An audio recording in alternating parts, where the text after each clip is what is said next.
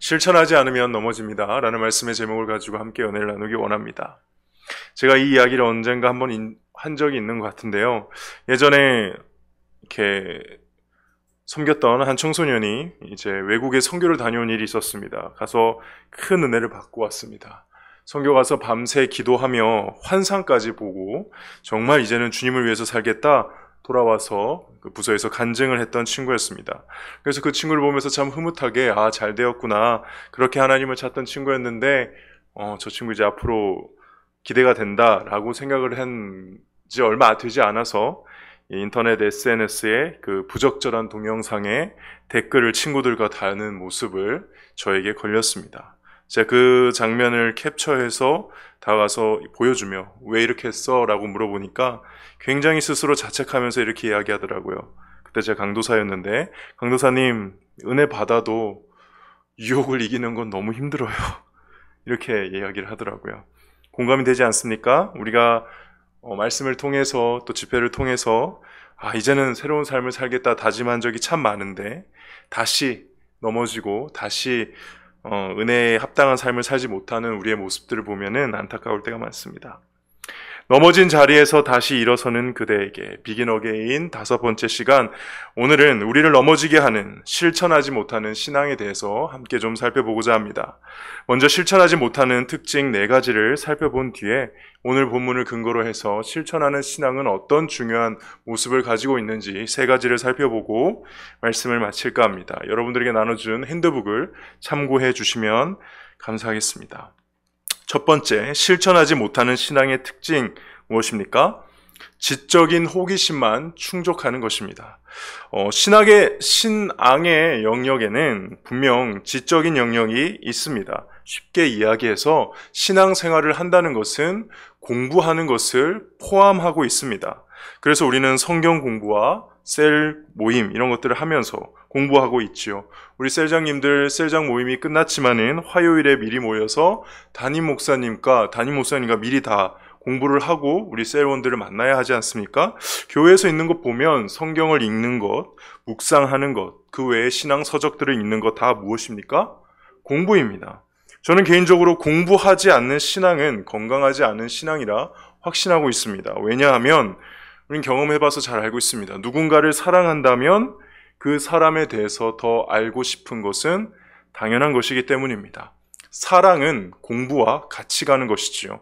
신앙이 무엇입니까? 우리 주님을 사랑하는 것입니다. 주님을 사랑하면 반드시 우리는 주님을 공부하게 되어 있습니다. 이것은 매우 자연스러운 것이죠. 근데 우리가 공부라는 것, 배움이라는 것에는 즐거움이 있다는 것, 그 자체로도 즐거움이 있다는 것을 아셔야 됩니다. 공부할 때 지적인 쾌락이 있습니다. 깨달을 때 느끼는 희열이 있습니다. 특히 남들은 모르는데 나는 알게 되었다 오는 만족감이 있습니다. 목사님, 그래도 저는 공부 싫어합니다. 아니요, 그렇지 않아요. 여러분들 잘 생각해 보십시오. 공부가 싫은 게 아니라 시험 치는 게 싫죠. 그리고 관심 없는 분야를 억지로 공부하는 게 싫은 거지, 내가 좋아하고 사랑하는 것을 시험도 안 치고 공부한다? 우리 매일 하고 있는 것이죠. 사실 공부는 그렇게 재미있는 것입니다. 특히 내가 좋아하는 분야는 더욱 그렇죠. 여기에 함정이 있습니다. 신앙생활을 하면서 자연스럽게 성경을 공부하고 교리를 공부하고 하나님에 대해서 배워나가는데도 지적인 희열이 있을까요? 없을까요? 있습니다. 교회에 왔는데 나는 아는데 다 몰라. 그런 우월감도 있고요. 또 공부할 때 어떤 목사님이 아주 탁월하게 성경을 해석해주고 가르쳐줄 때 그걸 듣고 있을 때 솔직히 재밌나요? 재미없나요? 재밌잖아요. 그 지적인 희열이 분명히 있거든요. 그게 나쁜 것은 아닌데 문제는 이 지적인 희열에 빠져서 아는 데는 열심인데 아는 것을 실천하는데 힘을 들이지 못하는 경우, 이게 가장 큰 문제인 것이죠. 알고 있는 것은 언제든지 내가 할 수 있는 거라 착각하는 것입니다. 그래서 성경 전문가인데 정작 성경에서 말씀하는 것을 하나도 제대로 지키지 못하는 아주 이상한 현상이 발생하는 것입니다. 성경에 등장하는 대표적인 이런 인물은 누가 있을까요? 바리새인들과 서기관들이었습니다. 예수님이 태어나셨을 때를 생각해 봅시다. 동방 박사들이 찾아왔습니다. 그들이 예루살렘에 와서 헤롯 왕궁에 와서 헤롯 왕에게 묻습니다. 새로 태어난 왕이 어디 계십니까? 헤롯이 화들짝 놀라서 서기관들, 성경을 공부하고 가르치는 서기관들에게 묻습니다. 서기관들이 어떻게 답을 하죠? 베들레헴이라고 답하죠. 아주 놀랍지 않습니까? 메시아가 어디서 태어나는지 서기관들은 알고 있었습니까? 모르고 있었습니까? 정확하게 알고 있었습니다. 성경을 바로 해석했고 예수님이 어디서 태어나는지를 알고 있었습니다. 그런데 그들이 예수님을 경배하러 갔습니까? 아니었습니다. 알아요. 성경에 대해서 알아요. 성경에 나오는 메시아가 어떻게 오시는지 정확하게 알아요. 근데 알면 뭐 합니까? 그 지식에 합당한 행동은 하지 않는 것이죠. 예수님께 나아가지 못하는 지식입니다. 작은 실천 하나 하지 못하는 지식입니다. 도대체 그들의 해박한 성경 지식이 그들의 영혼에 무슨 소용이 있단 말입니까? 그런데 우리가 지적인 호기심에만 만족을 하다 보면 이렇게 예수를 믿을 수 있다는 것입니다. 그러므로 우리는 점검해 봐야 합니다. 나는 신앙생활에서 이러한 지적인 호기심을 만족하는데 나의 신앙생활에 너무 많은 것을 소비하고 있는 것은 아닌가? 혹은 그것만으로 만족하고 있는 것은 아닌가? 점검해 봐야 하는 것입니다. 두 번째 실천하지 못하는 신앙의 특징은 무엇일까요?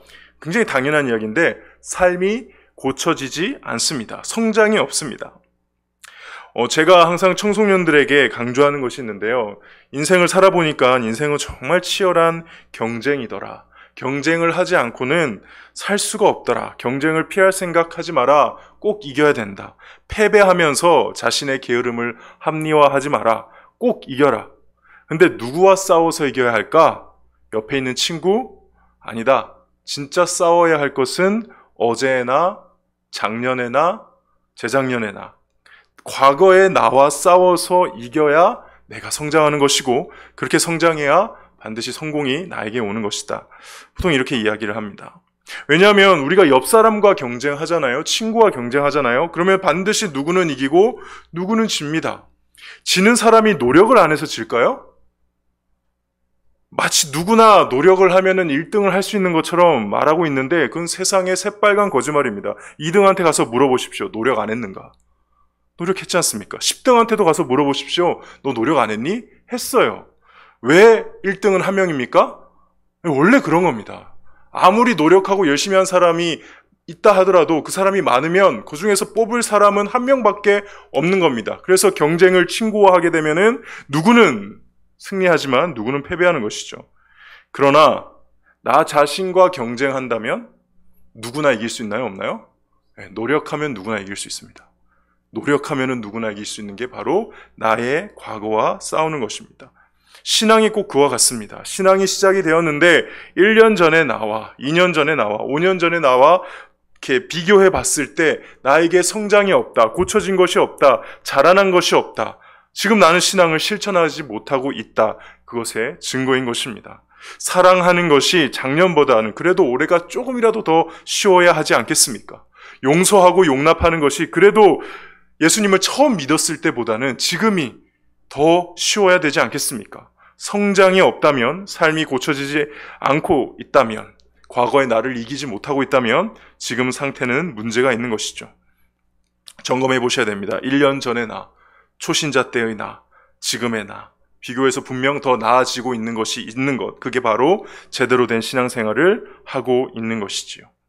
세 번째, 실천하지 못하는 신앙의 특징은 교만함이라고 제가 표현했는데 어떤 교만함입니까? 죄와 싸우지 않는 교만함입니다. 우리가 예수님을 믿고 나서 신앙생활이 시작이 되었습니다. 이제는 다르게 살아야 하는데 구체적으로 무엇이 가장 크게 달라졌을까요? 신자가 된 이후에 신분상 혹은 법적 구속력 이런 거에 관련해서 우리에게 가장 달라지는 것이 무엇일까요?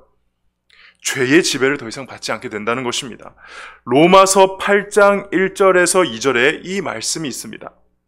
그러므로 이제 그리스도 예수 안에 있는 자에게는 결코 정죄함이 없나니 이는 그리스도 예수 안에 있는 생명의 성령의 법이 죄와 사망의 법에서 너를 해방하였음이니라.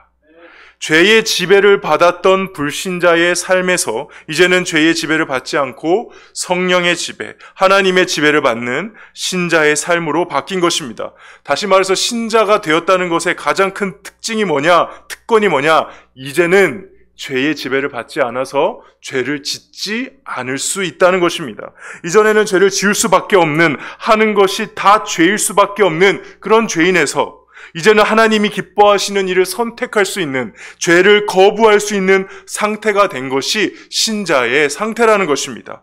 성경이 말하는 죄의 지배에서 벗어났다는 내용이 바로 그것을 말하는 것이죠. 그래서 로마서 6장 12절에서 14절까지는 이렇게 말씀이 나오고 있습니다. 그러므로 너희는 죄가 너희 죽을 몸을 지배하지 못하게 하여 몸의 사욕에 순종하지 말고, 또한 너희 지체를 불의의 무기로 죄에게 내주지 말고, 오직 너희 자신을 죽은 자 가운데서 다시 살아난 자 같이 하나님께 드리며 너희 지체를 의의 무기로 하나님께 드리라. 죄가 너희를 주장하지 못하리니 이는 너희가 법 아래 있지 아니하고 은혜 아래 있습니다. 그러므로 그리스도인의 영적인 상태는 죄의 세력과 싸우는 것입니다. 내가 내 안에 남아있는 나의 죄성과 남아있는 그 죄성과 여전히 그 죄의 세력이 나의 삶의 주변의 곳곳에 파놓은 덫과 함정들을 경계하며 주님 다시 오실 때까지 죄와 싸우는 게 저와 여러분의 정체성이라는 것입니다. 죄와 싸우되 피 흘리기까지 싸우는 것입니다. 물론 때론 패배할 수 있습니다. 함정에 걸려 넘어질 수도 있습니다. 그러나 결코 휴전은 없습니다. 그러나 결코 싸움은 멈출 수 없습니다. 그리스도인이 되는 순간 우리는 언제나 사탄에게 도전하는 삶을 살 수밖에 없습니다. 주님이 다시 오셔서 최후의 승리를 완성하실 때까지 말입니다. 그러므로 죄와 싸우지 않는 상태는 결코 실천하는 신앙인의 모습일 수가 없는 것이죠. 어떤 사람은 신비한 성령의 능력으로 저절로 죄를 안 지을 수 있는 그 무언가를 기다리고 있는데, 그러면서 이렇게 이야기하죠. 우리는 연약해서 안 됩니다. 하나님의 능력만으로 가능합니다. 예, 맞습니다. 하나님의 능력만으로 가능합니다. 왜 그 하나님의 능력을 구합니까? 죄와 싸우기 위해서 구하는 것입니다. 점검해 보셔야 됩니다. 나는 오늘도 죄와 싸우고 있는가? 나는 지금 죄와 휴전 중인가? 공존 중인가? 상부상조하고 있는가? 아니면 오늘도 그들의 치명적인 공격을 믿음의 방패로 막아내고 말씀의 검을 가지고 그들을 물리치고 있는가? 살펴보셔야 하는 것입니다. 마지막으로 실천하지 못하는 신앙은 어떤 특징이 있을까요? 앞에 있는 이 세 가지 부분이 종합되어서 나타나는 가장 큰 증상이 바로 네 번째, 예배 생활에 문제가 발생한다는 것입니다. 예배가 죽어 있거나 예배에 뭔가 문제가 발생한 것이죠. 잘 아시다시피 예배는 영적 생활의 중추신경입니다. 이거 하나에 우리의 인생 전체가 달려 있습니다. 그러므로 예배를 어떻게 드리는지를 잘 살펴본다면 우리의 신앙생활이 얼추 판단되어지죠. 주일 예배를 간절하게 은혜 가운데 그분의 깊은 임재 가운데 잠기며 드리고 이 예배당을 나가는 사람과 그냥 이 자리에 앉아 있다가 나가는 사람이 어떻게 그 일주일이 같을 수 있겠습니까? 그러므로 신앙생활의 위기의 징조는 우리의 예배 생활에서 가장 먼저 드러난다고 해도 과언이 아닌 것이죠. 기대감이 없는 예배, 말씀을 갈망하지 않는 설교 시간, 아무런 감동이 없는 찬송과 찬양, 형식적인 기도, 그러면 그 삶은 실천은 고사하고 신앙생활 전체가 아마 침체되어 갈 것입니다. 실천하지 않는 신앙의 가장 큰 특징, 나의 예배의 상태, 그것을 점검해 보시기를 바랍니다. 그러면 오늘 말씀을 통해서 우리는 어떻게 우리의 신앙을 실천하는 신앙, 살아내는 신앙으로 재설정할 수 있을까요? 오늘 함께 읽었던 야고보서 본문 말씀을 통해 우리 세 가지 특징을 좀 살펴보고자 합니다. 핸드북에는 순서가 거꾸로 나왔습니다. 3번부터 보시면 됩니다. 저는 이제 첫 번째라고 할게요. 첫 번째, 관계 속에서 드러나는 신앙입니다. 우리의 실천적인 신앙은 관계 속에서 드러나야 합니다. 오늘 본문을 보면 우리의 신앙생활의 대상이 있지 않으면 표현할 수 없는 그런 말씀들이 등장하는데요. 19절 보니까 19절 한번 보실까요? 내 사랑하는 형제들아 너희가 알지니 사람마다 듣기는 속히 하고, 물론 여기서 듣기는 속히 한다는 것은 하나님의 말씀을 듣는 겁니다. 근데 그 다음이 무엇이죠? 말하기를 더디하며. 이건 누구한테 하는 걸까요? 네, 사람들입니다. 성내기도 더디하라. 이건 누구한테 하는 겁니까? 사람에게 하는 것이죠. 그래서 20절에 사람에게 성내는 것이 뭐의 의를 이루지 못함이라? 하나님의 의를 이루지 못함이라. 그렇게 이야기가 나오죠. 그리고 27절 마지막에 가면은 고아와 과부를 그 환난 중에 돌보고, 이게 지금 우리가 해야 되는 일들이라고 말씀하십니다. 놀라운 이야기죠. 놀라운 이야기입니다. 하나님께서는 사람들과 잘 지내는 것을 지금 뭐와 연결시켰습니까? 하나님의 의와 연결을 시켜버리셨습니다. 여기서 하나님의 의라함은 하나님의 의로우심으로 하나님 당신의 뜻을 이루어가는 하나님의 뜻, 모든 것을 말합니다. 근데 그 하나님의 의가, 하나님의 뜻이 우리가 우리 주변 사람들과 어떻게 지내느냐와 연관이 되어 있다는 것입니다. 주변 사람들과 잘 지내는 것, 성내지 않고 참고 인내하고 용서하고 사랑하는 것이 하나님의 그 의로우신 뜻과 깊은 연관이 있다는 것이죠. 다시 말하면 무슨 뜻입니까? 하나님이 내게 허락하신 사람과 좋은 관계를 가지는 노력이 없이 하나님과 좋은 관계를 가질 수가 없다는 것입니다. 그래서 우리가 해야 하는 신앙의 실천 대부분이 무엇일까요? 관계입니다. 관계. 어디에서 실천해야 되느냐? 실천하는 신앙 가져야 됩니다 라는 마음 가졌을 때 제일 먼저 우리가 해야 되는 것은 대부분 관계일 것입니다. 관계. 예수를 진짜 믿고 나서 이게 믿은 지 얼마 안 된 그 여자 집사님, 그냥 교회만 다니다가 어느 날 정말 큰 은혜를 받고 이제 제대로 내가 예수님을 믿어야겠다 결심하고 다짐한 그 여집사님이 이제 집에 들어가서 비록 믿지 않는 남편이지만 내가 한번 잘 섬겨보리라 그렇게 다짐하고 들어갔습니다. 남편이 일을 마치고 문을 열고 들어왔을 때 그 앞에서 입구에서 큰 절을 하면서 여보 오셨어요. 오늘도 수고 많으셨죠. 그러셨대요. 그저 남편이 힐끗 보면서 니 뭐 필요하노? 그러고 방에 들어가셨답니다. 여집사님이 꾹 참으셨습니다. 그리고 저녁으로 진수성찬을 차려서 드리면서 또 남편을 위로하면서 격려했더니 남편이 멀뚱히 보더니 니 혹시 죽으려고 그러나? 무섭게 왜 그러노? 이렇게 얘기를 하면서 말하는 겁니다. 결국에는 시간이 지나서 그 남편도 그 아내의 변화를 보고 교회에 나왔다라는 그런 얘기를 들은 적이 있습니다. 진짜 믿으면 변화해야 되는 게 어딜까요? 우리의 관계입니다. 관계.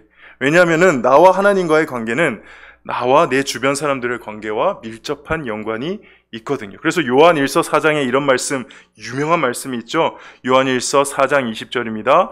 누구든지 하나님을 사랑하노라 하고 그 형제를 미워하면 이는 거짓말하는 자니 보는 바 그 형제를 사랑하지 아니하는 자는 보지 못하는 바 하나님을 사랑할 수 없느니라.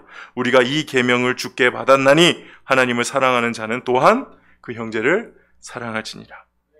우리가 실천적 신앙인이 되고자 한다면은 멀리 볼 필요 없습니다. 지금 내가 가장 미워하는 그 사람이 누군가를 빨리 찾아내야 되는 것이죠. 용서하지 못하는 사람, 사랑하기 힘든 사람, 그 사람한테 하는 행동이 곧 하나님한테 하는 행동이 되는 것입니다. 결국 우리가 궁극적으로 실천해야 될 것 한 단어로 말하면 무엇일까요? 사랑인 것이죠. 사랑을 실천하는 저와 여러분이 되기를 주님의 이름으로 축복합니다. 두 번째, 실천하는 신앙은 어떤 신앙입니까? 자신을 속이지 않는 신앙입니다. 22절에 보니까요. 너희는 말씀을 행하는 자가 되고 듣기만 하여 자신을 속이는 자가 되지 말라라고 하고 있습니다. 자, 여기서 말씀을 행하는 자와 대칭해서 누구를 비교하고 있습니까? 자신을 속이는 자, 듣기만 하여 자신을 속이는 자입니다. 그럼 다시 말하면 자신을 속이는 자가 안 되면 어떤 사람이 될 수 있는 걸까요? 말씀을 행하는 자가 될 수 있는 것이죠. 나를 속인다는 것이 그러면 무슨 뜻일까요? 여러분들, 나를 속인다는 게, 내가 나를 속이는 게 어떤 겁니까? 우리가 남을 속이는 것은 할 수 있지만은 내가 나를 어떻게 속이죠? 그럼 무엇을 말하는 걸까요? 여기서 속인다는 단어를 번역한 원어를 구약의 용례로 살펴보니까요. 라반이 야곱을 속일 때 이 단어 사용하고요. 그 다음에 그 기브온 백성들이 여호수아를 속일 때 이 단어를 사용합니다. 그리고 사울의 딸 미갈이 다윗을 숨겨주면서 사울을 속일 때 이 단어를 사용하고요. 삼손이 드릴라를 속일 때, 드릴라가 아니라 삼손이 자기 이제 머리카락에 관련해서 드릴라를 속일 때 이 단어를 쓰더라고요. 그러니까 이 단어들을 쭉 살펴보니까 공통점이 있는데 어떤 이득을 얻기 위해서 진실을 의도적으로 숨기는 것입니다. 실제로 이 속이다라는 헬라어의 원뜻을 보면은 잘못 계산하다, 계살이 나는 개념이 들어가 있어요. 그러니까 이윤과 관련되어 있는 것이죠. 그래서 저는 여기서 속이다라는 것을 두 가지 정도 특징으로 분명하게 말씀드릴 수 있을 것 같습니다. 첫 번째는 속인다라는 것은 속이는 자는 진실을 알고 있다는 겁니다. 그러니까 자기도 몰라서 속이는 게 아니에요. 본인도 알아요. 자기가 자신을 속인다고 해서 나도 속았기 때문에 나도 몰라, 이게 아니고 본인은 알아요. 무엇이 정답인지 알아요. 진실이 뭔지 알아요. 그런데 하지 않는 것. 이게 바로 속이는 겁니다. 왜 그럴까요? 그게 두 번째 특징입니다. 바로 이득을 버리지 못하기 때문입니다. 왜 알면서도 행하지 않나요? 왜 스스로 속입니까? 이익을 놓치고 싶지 않아서, 손해보고 싶지 않은 것이죠. 그래서 자신을 속이는 것입니다. 원래 어떻게 해야 되는지 아는데 그렇게 하면 눈앞에 이득을 놓칠 것 같으니까, 손해볼 것 같으니까 하는 것. 이게 바로 나를 속이는 것입니다. 제가 청소년 사역을 하면서 가장 안타까울 때가 언제인 줄 아십니까? 많은데 주일에 학원을 보내느라 자녀를 교회에 안 보내시는 우리 교회 다니시는 부모님들입니다. 특히 이제 고3 됐다 하고 고3은 주일에도 공부를 해야 된다. 일부 예배 드리고 학원 가라. 이런 애들이 참 많이 있습니다. 좀 안타깝습니다. 부모님들의 마음을 이해하지 못하는 바는 아니나, 그리고 정말 저도 그렇게 되면 어떻게 할지 모르겠으나, 근데 청소년 사역자로서 안타까울 때가 참 많습니다. 왜냐하면 저는 인생에 항상 공부를 못하는 편에 속해 있다가 유일하게 하나님의 은혜 가운데 좀 공부를 그래도 했다 싶을 때가 있었는데, 그게 바로 고3 때였습니다. 정말 행운이었던 게 고3을 시작하기 전 겨울 수련회에서 크게 은혜를 받고, 저는 그때 하나님이 저에게 이 대학교 가라라는 말씀을 받았어요. 여러분들은 믿으실지 모르겠지만 저는 받았어요. 그래서 그거 받고 나니까 진짜 내가 그동안 놀았던 나의 삶을 회개하고 이제 이번 1년은 최선을 다해서 공부해야겠구나. 그리고 공부를 했어요. 공부를 1년간 해서 그 1년만 그랬다는 겁니다. 그 앞뒤로는 공부 못했던 사연들이 훨씬 많아요. 졸업을 제대로 못하고 F도 많이 받고 그때 얘기했듯이 그런 일들이 많은데, 그 1년만 하나님은 이렇게 은혜해가 있잖아요. 그 1년만 제가 정말 공부를 좀 잘할 수 있었는데, 제가 2002년 수능을 쳤습니다. 여러분들 찾아보시면 알겠지만 2002년 수능은 역대급 불수능이라고 해서요, 자살한 사람이 제일 많았던 수능입니다. 그러니까 갑자기 시험이 어려워졌던 수능인데요. 제가 그 시험 수능을 준비했던 1년 처음 쳤던 공부를 시작했던 모의고사에서 마지막 모의고사까지 수능을 제가 100점을 올렸습니다. 잘 모르시는군요. 이게 얼마나 대단한 거지.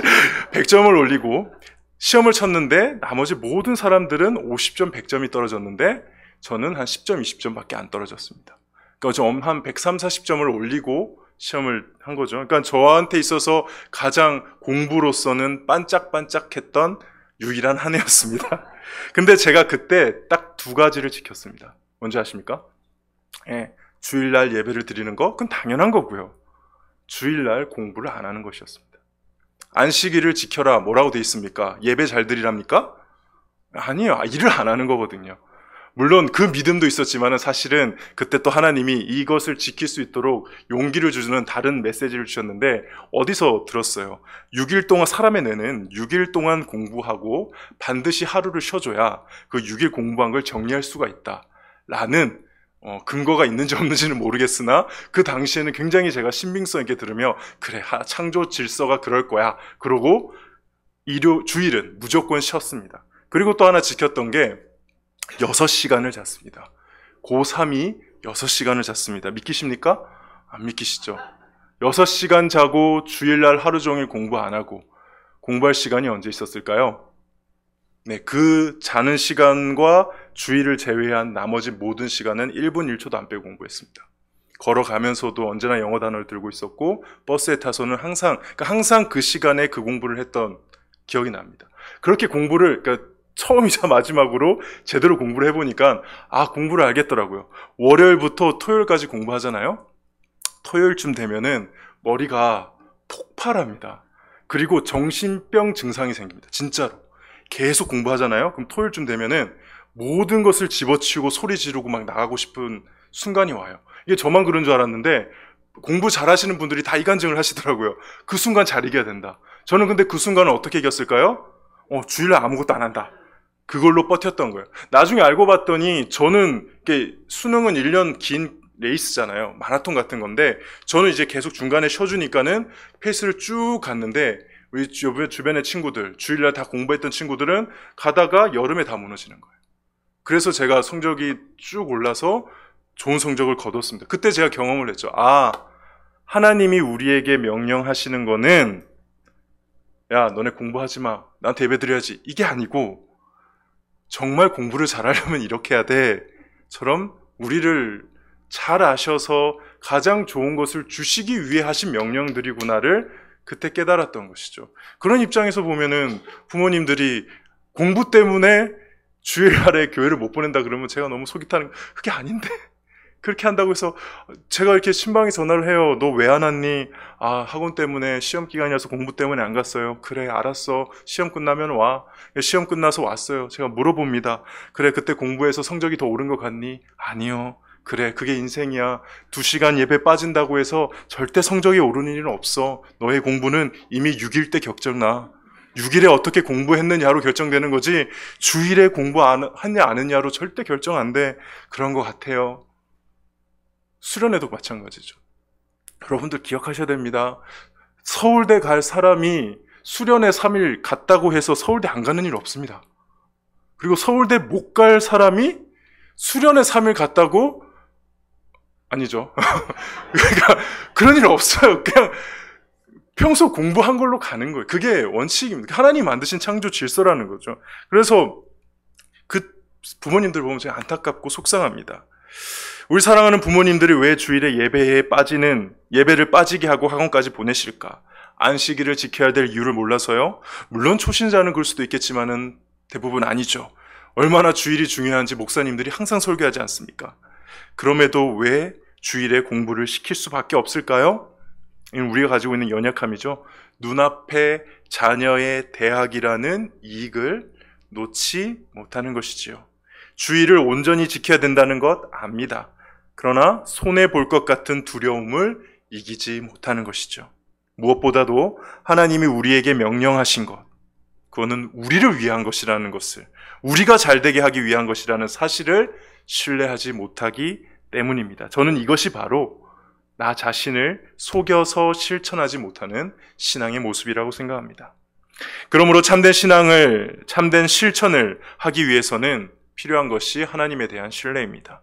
하나님이 나에게 하신 명령들은 다른 그 누구도 아닌 나를 위해서 나 잘되라고 해주신 명령들이구나 이렇게 믿어야 자신을 속이는 어리석은 짓 하지 않고 실천할 수가 있는 것이죠. 하나님께서 그 누구보다 나를 위하신다는 사실을 신뢰하는 저와 여러분이 되기를 주님의 이름으로 축복합니다. 마지막입니다. 마지막 무엇입니까? 말씀을 들여다보는 신앙입니다. 말씀을 들여다보는 신앙. 오늘 본문을 보며 결국 실천하는 신앙의 해답은 결국 말씀이라는 것을 굉장히 강조하는 걸 알 수 있는데요. 19절에 보니까 듣기는 속히하고, 이거 제가 아까 뭐라고 했죠? 누구한테 듣는 거랬죠? 하나님의 말씀을 듣는 겁니다. 그 다음에 21절에 말씀을 온유함으로 받으라. 그리고 22절에 그 말씀을 행하는 자가 되어라. 근데 더 나아가서 23절에 보면은요, 이 말씀을 받는 신자를 어떤 사람과 비유하냐면 거울을 보는 사람과 비교하고 있습니다. 근데 이건 단지 거울을 이렇게 힐끗 보고 가는 수준의 사람과 비교하는 게 아닙니다. 이건 사실 이렇게 거울을 보는 사람과 말씀을 보는 사람 비교할 때 이거는 둘 다 사실은 집중해서 보는 겁니다. 이 거울을 본다 할 때 본다는요, 심사숙고하면서 바라본다는 의미가 있고요. 여기 성경을 들여다본다 할 때 이거는요, 구부려서 자세히 본다 의미입니다. 사실 여기도 되게 할 말이 많은데 이건 아마 나중에 담임 목사님이 설교해 주실 겁니다. 개봉박두. 이때 참 힘들어요. 담임 목사님이 했던 설교, 그 본문 갖고 설교하면 어쨌든 부목사는 피해가야 되잖아요.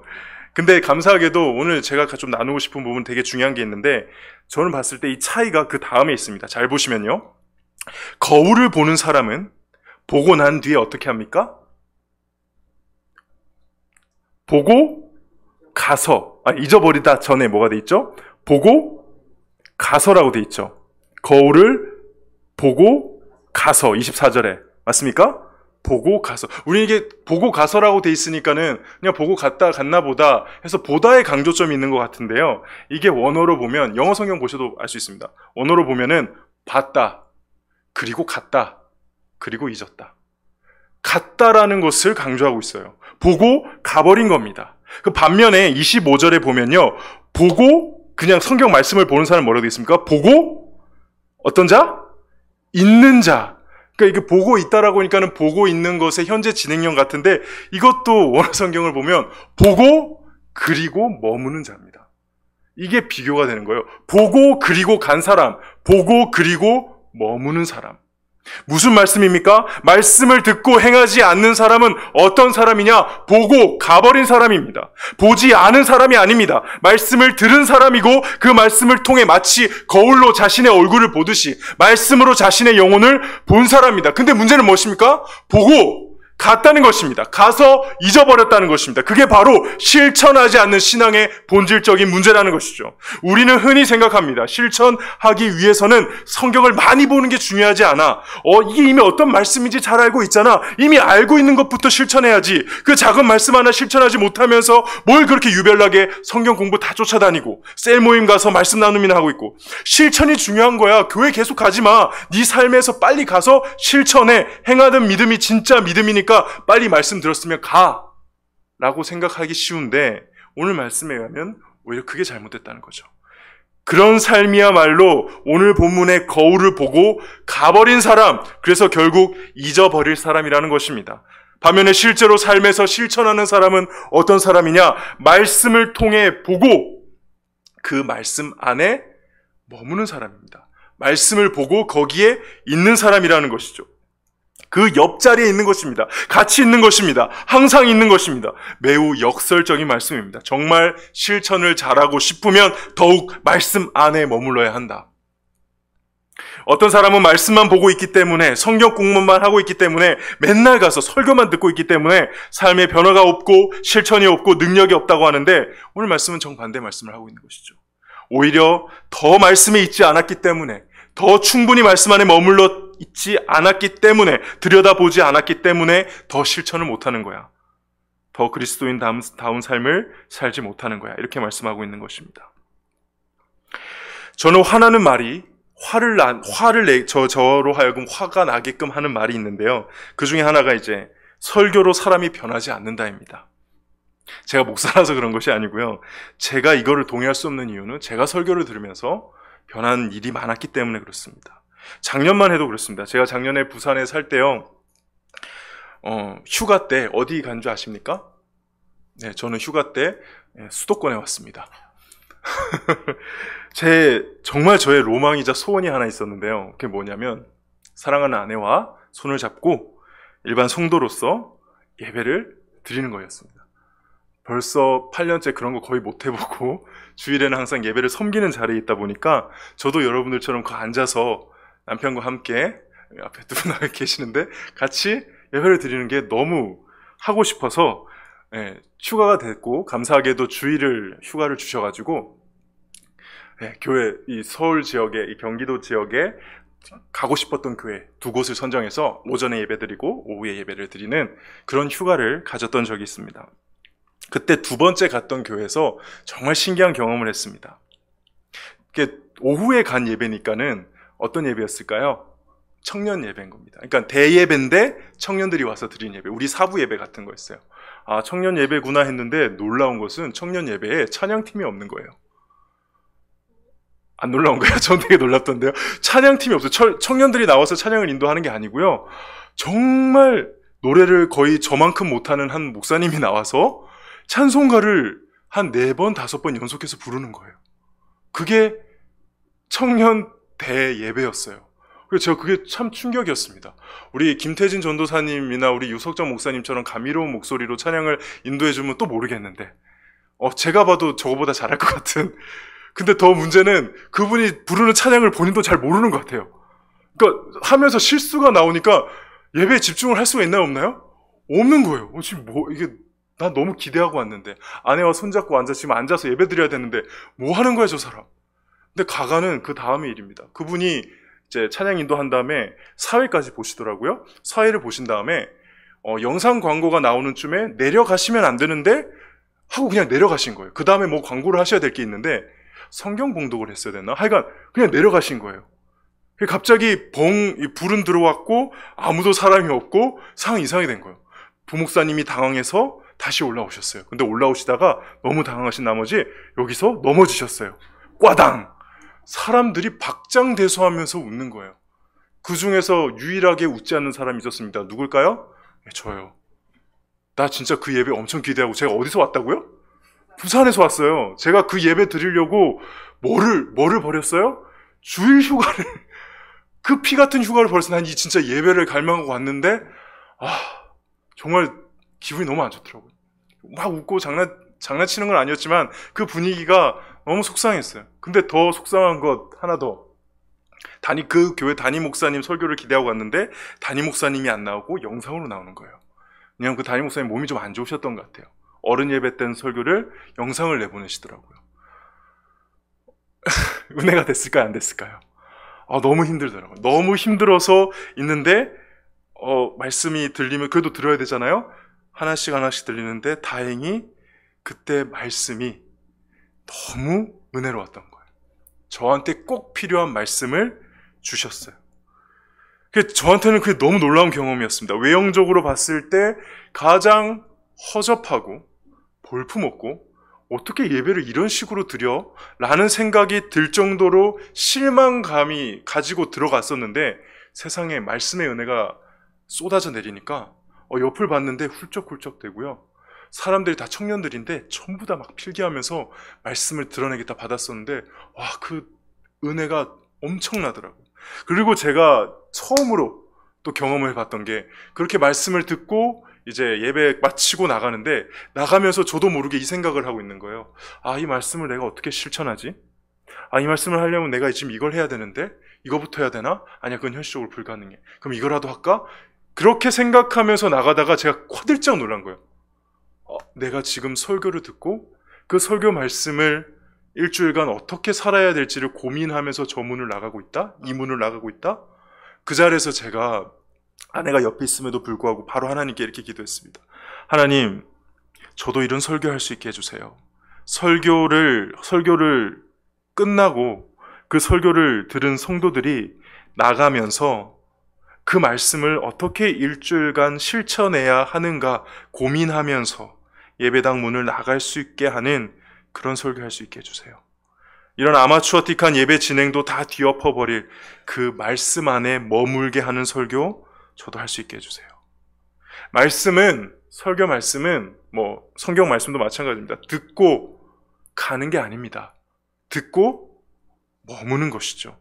여러분이 어디를 가든지 말씀 안에 머무는 것입니다. 머물기 위해서 발버둥 쳐야 되는 것입니다. 그래서 다시 새벽 기도 나오셔야 되고요. 수요 예배, 금요 철야 나오셔야 됩니다. 인터넷 들어가서 설교 다시 듣기 하셔야 됩니다. 그렇게 계속 집요하게 말씀 안에 머물러 있어야 삶에서 실천이 가능한 것이죠. 말씀을 정리하겠습니다. 결론 부분에 제가 이렇게 썼죠. 북극성을 바라보며 노를 저어간다고 북극성에 도달할 수는 없다. 그러나 북극성을 바라보고 노를 저어야 어디로 갈 수 있습니까? 북쪽으로 갈 수 있습니다. 그리스도인의 실천하는 신앙은 꼭 이와 같습니다. 우리는 이렇게 우리가 실천함으로 인해서 완벽하게 무언가를 이루는 것이 아니라 예수님을 바라보고 발버둥 치며 실천해보며 나아갈 때 어느 순간인가 우리가 있어야 할 자리에 있을 수 있게 되는 것이죠. 그러나 사탄은 우리로 하여금 그 삶을 살지 못하도록 우리를 유혹하고 공격합니다.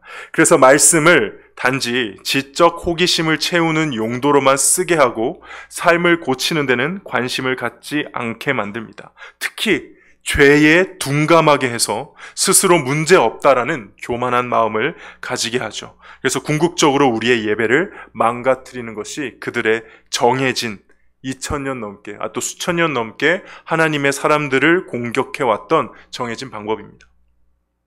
우리는 이것을 어떻게 극복해야겠습니까? 언제나 하나님의 관계는 나와 주변 사람들과의 관계와 밀접한 연관이 있음을 기억하고 더욱 사랑하기에 힘쓰는 것인 줄 믿습니다.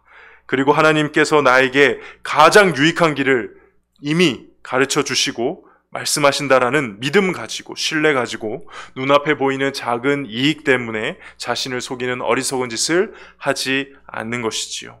그리고 이 모든 것은 우리가 말씀을 듣고 보고 떠나는 것이 아니라 말씀을 듣고 그 안에 머무는 삶을 살 때야만이 가능한 것인 줄 믿습니다. 마지막이 제일 중요합니다. 결국 실천하는 삶은 말씀 안에 얼마나 머물러 있느냐의 싸움인 것이죠. 그런 삶을 살아내는 저와 여러분이 되기를 주님의 이름으로 축복합니다.